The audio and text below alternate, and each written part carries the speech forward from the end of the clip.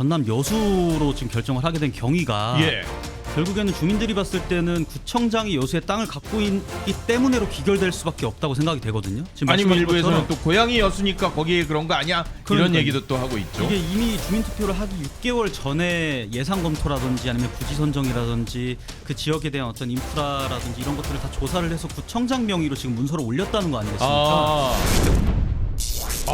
이게 안철수 의원이 이런 또 이걸 또 찾아냈는데 성동 구민을 위한 힐링센터를 왜 여수에다 지었냐 이거에 대한 의문을 제기하면서 거기는 통일교 개발부지하고도 밀접한 거 아니야? 거기에 이게 정원호 청장이 갖고 있는 여수 땅하고도 그리 멀지 않은 곳인데 굳이 왜 고향인 여수에다가 성동구 힐링센터를 만들었을까? 뭐 주민을 위한 센터를 만들었을까? 휴양시설을 만들었을까? 그런데 그랬더니 정원호 청장이 이거 주민투표를 통해서 한 겁니다라고 분명히 입장을 내놨었거든요. 그쪽에서. 근데 안철수 의원이 오늘 다시 이런 이 의문점을 제기를 했습니다. 아니 당신들 그때 2월에 여수 미리 정해놓고 8월에 주민투표 형식적으로 한 거 아니야? 라면서 자료를 제시를 했는데 이게 맞다면은 상당한 의혹이 될 수 있습니다. 그렇죠. 네, 충분히 될 수 있죠. 이게 사실 제가 말씀하세요.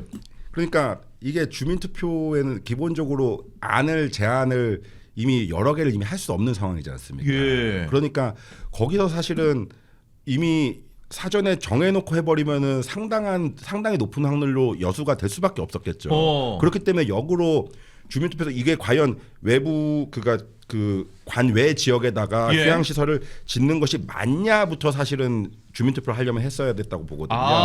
예. 왜냐하면은 그 휴양시설을 확보하는 것보다 구 내에다가 그 자원을 더 쓰기를 원할 수도 있잖아요. 국민들의 의사가. 국민들이 애초에 있죠. 휴양시설을 아예 안 만들었으면 좋겠다라고 생각할 수도 있는데 휴양시설을 만들 거냐 안 만들 거냐에 대해서 주민투표를 하는 것이 아니라 주민투표 이미 후보지까지 다 정해놓은 다음에 골라라 하면은 또 여수가 사실 객관적으로는 뭐 휴양시설로 경쟁력이 있는 지역 중에 하나니까 높은 확률로 되겠죠. 사실은 그거를 모르고 하지 않았을 것 같고 전 더 나아가서 약간 이런 생각이 듭니다. 어떤 거요? 그 정원호 구청장이 이걸 지정할 때 뭐 어떤 계획까지 있었는지 모르겠는데 이미 삼선이잖아요. 지금 삼선이죠. 삼선으로서 이제 결국 이제 서울시장까지 바라보는 사람이었다면은 여수에 처음부터 깔기 시작해 놓으면 나중에 이제 서울시가 서울시의 자산으로 여수에다가 다양한 그런 계획을 세울 수도 있는 거 아니겠습니까?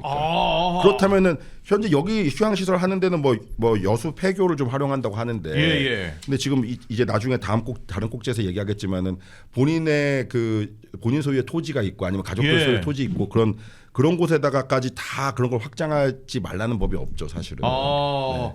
그러니까 지금 주민투표가 2015년 8월 10일부터 24일간 치러졌다고 해요. 그래서 8월 10일부터 24일까지. 그래서 8월 27일에 여수가 선정이 됐다라고 하는데 그런데 6개월 전인 2015년 2월에 정원호 구청장이 자기 명의로 구의회에 공유재산관리계획안을 제출하면서 현재 힐링센터 위치인 여수를 특정했다라고 안철수 의원은 주장을 하고 있거든요. 그러니까 뭐 성동구 바로 앞에 있는 지역도 아니고 성동구 내에 있는 지역도 아니고 전남 여수로 지금 결정을 하게 된 경위가 결국에는 주민들이 봤을 때는 구청장이 여수에 땅을 갖고 있기 때문에로 기결될 수밖에 없다고 생각이 되거든요. 지금 아니면 말씀하신 일부에서는 것처럼 또 고향이 여수니까 거기에 그런 거 아니야? 이런 얘기도 또 하고 있죠. 이게 이미 주민투표를 하기 6개월 전에 예산 검토라든지 아니면 부지 선정이라든지 그 지역에 대한 어떤 인프라라든지 이런 것들을 다 조사를 해서 구청장 명의로 지금 문서를 올렸다는 거 아니겠습니까? 그러니까 미리 주민투표를 하기 전에 6개월 전에 미리 그 서류들을 다 올려놓고 그러고 나서 그 수백 개가 되는 그 폐교지 중에 이제 한 5-6개만 선정을 해갖고 그걸 주민투표에 붙였다는 것은 주민들의 어떤 참여민주주의를 통해서 부지를 결정했다기보다는 결국에는 명분 맞추기밖에 안 되는 거잖아요. 그러니까 결정을 다 해놓고 심지어는 그 투표율을 봤을 때 거의 한 그 여수 화양면인가요? 그 화양면을 포함해서 한 두 개 지역이 한 7, 80%가 돼요. 맞아요. 투표가 된 걸 보면 이게 어떻게 성동구민들이 몰표가 나온 것 아니냐 네. 두 군데가. 어떻게 그 지역에 대해서 어떻게 알고 예. 그 지역에 가까운 지역도 아니고 성동구랑 관련이 있는 지역도 아닌데도 불구하고 주민들이 그런 투표율을 기록했다는 것 자체가 미심쩍을 수밖에 없고 예. 이는 전후 상황상 어떤 이해충돌이라든지 예. 그런 부분에 대해서 국민들이나 아니면은 국민들이 의문을 제기할 수밖에 없는 상황 아니겠냐 아하. 이런 지적을 안철수 의원이 했던 것 같아요. 저희가 엄티브가 그래서 찾아냈어요. 성동구 의회에서요. 2015년 3월 3일 그러니까 주민투표는 2015년 8월에 있었잖아요. 네. 그런데 5개월 전인 2015년 3월 3일 성동구 의회 본회의 회의록을 엄튜브에서 입수했습니다. 네. 거기에 보면요. 당시 박모 구 의원이 본회의에서 이렇게 질의를 합니다. 저희가 사실 영상도 찾아봤는데 영상은 이제 다운돼 가지고 찾아지질 않아요. 그런데 회의록은 그대로 있습니다. 그대로 읽어드리겠습니다. 성동구 재정 형편이 더욱 열악해지고 있음에도 특히 연도 말에는 예산과 자금이 부족하여 도로 소파 보수도 제대로 할 수 없을 뿐만 아니라 보안 등 한 개, 맨홀 뚜껑 한 개도 교체하지 못하는 실정이고 심지어는 청소 인력이 턱없이 부족하여 뒷골목 이면 도로가 비산 쓰레기로 1년 내내 몸살을 앓고 있음에도 불구하고 이에는 아랑곳하지 않고 구청장 공약 사업이라는 이름하에 무분별하고 계획적이지 못한 교육경비 지원, 창조경제혁신센터 건립계획, 전라남도 여수시와 강원도 영월군에 성동구 수련원 설치를 위해 폐교를 취득하는 계획을 수립하는 등 특히 성동구청의 알토란 같은 혈세를 본인의 고향 땅 여수시를 살리겠다고 투자하는 것은 차라리 정원호 성동구청장은 고향으로 낙향하시어 여수시장을 하시던지 아니면 성동구청장이 여수시 발전을 위한 조례를 제정하여 여수시도 성동구 주민 참여 예산에 참여시키는 조례 제정을 검토해 보시기를 권고합니다. 새정치연합이 다수당이니 불가능한 일이 어디 있겠습니까? 정원호 성동구청장이 여수시장을 겸직하는 것도 아니고 참으로 후안무치하고 치졸하여 치유할 수도 없고 브레이크 없는 미친 행정을 하고 있다고 감히 단언하여 말씀드리지 않을 수 없습니다. 전 성동구청장은 본인들의 고향 땅에 수련원을 설치할지 몰라서 안 했겠습니까? 이렇게도 후안무치하고 치졸한 행정을 하지 않는 것은 최소한의 도덕성과 그나마도 주민과 공무원 가족 여러분을 두려워하고 무서워했기 때문이라 할 수 있습니다. 라고 2015년 3월 3일에 그러니까 주민 투표가 이루어지기 5달 전에 구의회에서 구의원이 구청장을 향해서 이렇게 얘기를 했다는 회의록이 명시가 돼 있습니다. 그러니까 쉽게 얘기하면 지금 맨홀 뚜껑 하나 가는 것도 예산이 지금 부족해가지고 진짜 이땐 재검토를 해야 된다 그런 상황이었는데 불구하고 그랬다는 상황을 얘기를 하고 있네요. 예, 지금 전국에 17개 이제 시도지사가 있지 않습니까? 예. 17개 시도에서 면 단위까지 딱 맞춰서 예. 본인 고향에 그렇게 지금 휴양시설 하나 짓는 거에 이렇게 몰두했다는 사실에 성동 구민뿐 아니라 지금 서울시 또 출마하려고 하고 있지 않습니까? 서울시장 네. 출마를 예정하고 있죠. 서울 시민분들도 많이 충격을 받지 않으셨을까? 그리고 이 내용은 과연 뭐 안철수 의원이라든지 김재섭 의원 외에도 예. 이게 밖에서 과연 나온 내용일까? 어허. 민주당 안에 지금 명천 갈등이 심화가 되면서 혹시 예. 다른 쪽에서 뭐 이런 합리적. 과거에 대장동 이게 백현동도 추론이에요. 예. 네, 그것도 결국에 민주당 내 경선 과정에서 나왔던 의혹이었고 이재명 대통령도 대장동뿐만입니까? 예, 이게 드루킹 사건도 추미애 의원이 예. 지금 같은 상황으로 봤을 때는 예. 민주당 안에서 나왔다고 보는 게 합리적일 것 같고 예. 민주당은 지금 서울시장 선거를 치르겠다는 생각이 있는 거냐 이렇게까지도 생각해 볼 수 있을 것 같습니다. 오늘 추론입니다. 민주당에서 나왔다고 단언할 수 없습니다. 네. 저는 예. 그거와 별개로 일단은 이 구의원도 후안무치라는 표현을 썼는데 뭐냐면 예. 사실 여수는 후보지에서 제외하는 게 마땅한 거죠 사실은. 만약에 오해 소지가 있을 수 있으니까. 그러니까 근데 이 모든 민주당 의원이 그런 거 뭐 정치인들이 그런 건 아니지만은 네. 많은 경우에 정말 자제해야 되고 너무 당연한 상식으로 자제하거나 그렇게 회피하거나 그래야 되는 사안에 대해서 뭐 어때? 그리고 절차 지켰는데 뭐 어때? 약간 이런 식으로 합니다. 그래서 계속 민주당의 그 정치 행태가 대체로 보면은 당연한 상식을 상식이 아닌 것으로 만듭니다. 사회의 그 건전한 상식을 어느 순간 되게 바꿔버려요. 그래서 이 도덕 기준을 다르게 해버리니까 거기서 큰 혼란이 오는 거죠. 이것도 마찬가지라고 생각합니다. 야, 이거는 근데 정은호 구청장 측에서 좀 설명이 있어야 될 것 같아요. 진짜 주민투표 이전에 이렇게 구의회에서 뭔가 질의가 이렇게까지 있었다면은 이거에 대한 해명은 정확히 있어야지, 안 그러면 오해 소지가 상당히 있을 수 있을 것 같은데요. 근데 이건 뭐 오해라기보다는 국민들은 확신하지 않을까요? 그러니까 이게 우연이라기에는 너무 뭐 번개 한 연속으로 2번 맞을 정도 수준의 우연인데 자기 동네에 그 면 단위까지 맞춰가지고 지금 휴양지를 만들겠다고 이미 계획을 해냈고 6개월 뒤에 사실상 끼워 맞추기식으로 주민 투표를 했었고 이에 대해서 문제 제기가 없었던 것도 아니고 구의원들까지도 이렇게 회의록을 통해서 지금 남아 있는 걸 보면 본인 밀어붙였다는 거 아니겠습니까? 그러면 이건 오해가 아니죠. 또 명예훼손으로 잡혀갈까요? 좋지 않고 충분하게 공직자에 대해서 폭넓은 검증이 필요합니다. 그래요? 네네. 나중에 혹시 그렇게 되면은 좀 변호 좀 해주시면. 근데 정은호 구청장은 그것뿐만 아니에요. 오늘 또 이게 하나가 지금 큰 게 터졌어요. 김재섭 의원이 또 한 건을 또 했어요.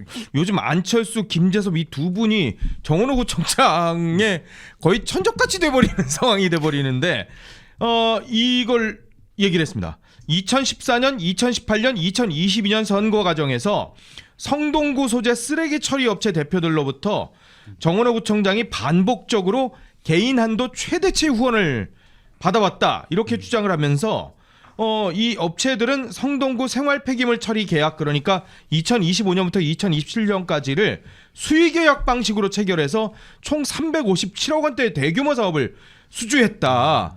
야, 이거 구청장한테 후원금 최대로 이게 딱 갖다 주고 이거 수의계약? 뭔가 이상한데?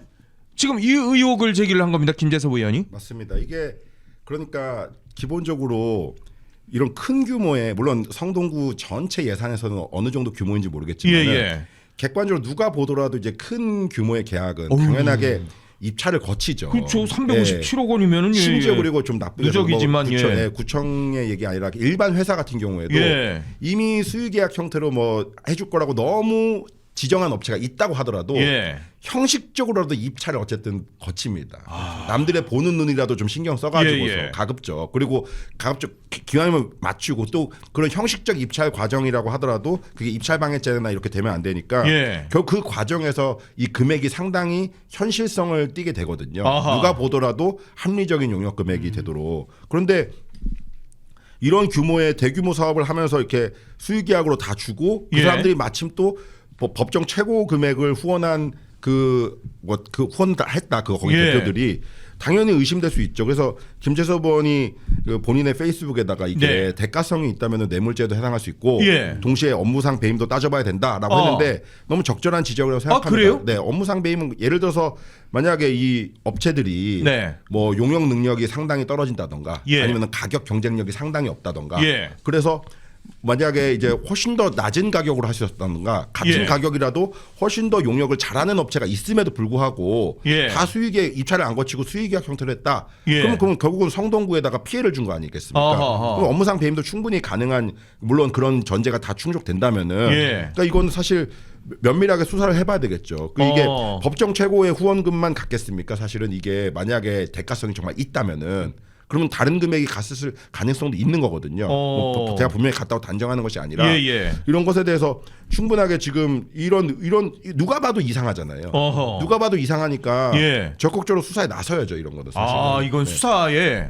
네, 저는 그렇게 생각합니다. 근데 이거 뭐 한두 푼도 아니고 타 업체랑 계속해서 경쟁을 벌이고 그에 따라서 입찰을 통해서 수의계약을 맺어야 되는데 과연 그 수의계약을 맺는 과정에서 뭐 이 특정 기업들에게 뭐 유리한 구조가 반복되지는 않았는지 이런 거에 대해서도 따져볼 필요가 있고 실제로 지금 선거가 3번이잖아요. 2014년, 2018년, 2022년 3선 하셨으니까 이 3번 동안 계속해서 이제 법정 최고액으로 후원금을 납부를 했다고 하면 예. 이게 저희 지금 정성국 의원 관련 건도 그렇고 예, 건처럼 혹시 뭐 차명으로 어. 자녀의 명의를 가지고 또 추가적으로 또 후원금을 납부하진 않았는지 이에 대해서도 저희가 좀 파봐야 될 필요가 있을 것 같고요.